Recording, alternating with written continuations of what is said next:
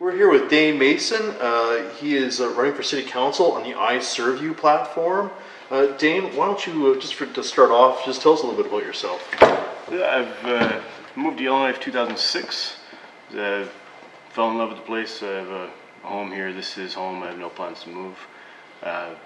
Always been very interested in service as a way of contributing to the community through numerous volunteer groups here, as well as organizing other ones to trips down to do aid down south. And I'm very excited to be running on iServeU and try to give people more of a say in municipal government. Okay, maybe just tell us a little bit about why you're running. I'm running. I think Yellowknife has the opportunity this election to be a world leader, to be a trailblazer for the country. In standards for innovative ways to include citizens in the decision-making progress and give people a say in any issue that comes before council. It's both a large step, and it's based on the very solid foundation of representative democracy, which it defaults to in most cases. I want to volunteer my time for Yellowknife. I'm offering 3 years, pay free. I'm going to be donating every check I receive to a Yellowknife charity chosen by people through iServeU. So you're going to be doing it pro bono? Pro bono, and not seeking re-election in 2018. I'm looking at this as a 3-year offer for volunteer service. I want to leave this place a lot better than it currently is now. I have no qualms with the way things are now. We have a solid foundation, but that's never a reason to not want to improve something. Okay. What do you see as the issues facing Yellowknife during this election? This election, we've had the ongoing issues of revitalizing the downtown. So we have the parking is another issue that needs to be dealt with.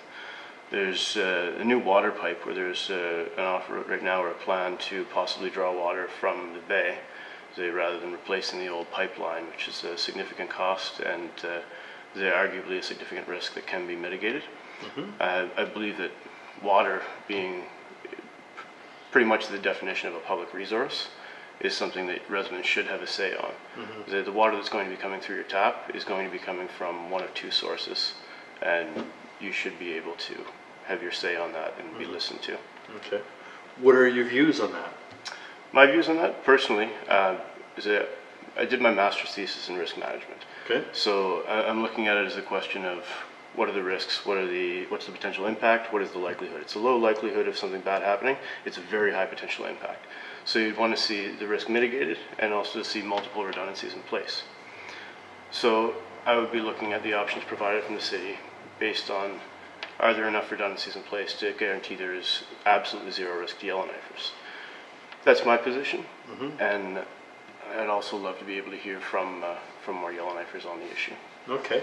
What about some of the others? I mean, people have been talking a lot about downtown. I mean, the 50-50 lot the city purchased is one. Homelessness, what do you have to view or say on that one?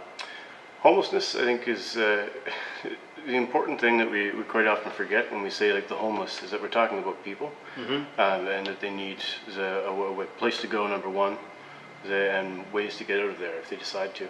There's a lot of good organizations already doing work outside of government. Places like, I live next to Side Door, the new facility downtown, and when I walk by there at night and I see people in there watching a movie or playing a game that obviously have no other place to go, I think it's a very important part that we're addressing that early on and giving them an option to find another way to go and have the supports. Day shelter is another good example. I would be very much in favor of providing more support to community first-line service delivery organizations that have the expertise in the area. Okay. Any other thoughts, any other issues that we haven't touched upon? Revitalizing the downtown, I think the biggest thing we're going to need is you can paint as many sidewalks as you want, but you need people in order to revitalize the downtown. I was talking with another journalist the other day who brought up the fact that the Blanca building is now looking for a new lead tenant. And it's currently pretty much empty. And we've got the 50-50 lot where people have come forward and said they wanted a library or an art space. And we've currently got our library tucked away in the upper floor of the mall building. What if we could, for instance, move the library into a lease space instead of spending a large amount of money on a capital project downtown on an empty lot, and have that as a place where people could congregate. You'd have street level access to have an art space, and also draw public in to make it a more profitable or attractive office building. Okay. Well, thanks very much for joining us, Dane, and good luck in the election campaign. Thank you.